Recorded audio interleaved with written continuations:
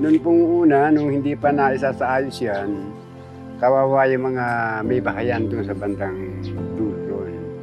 Dahil ang putik doon, nakadapat sila pagkatagulan, may suot na bota.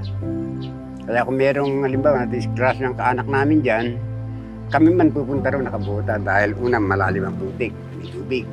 Mababa kasi nun yan eh.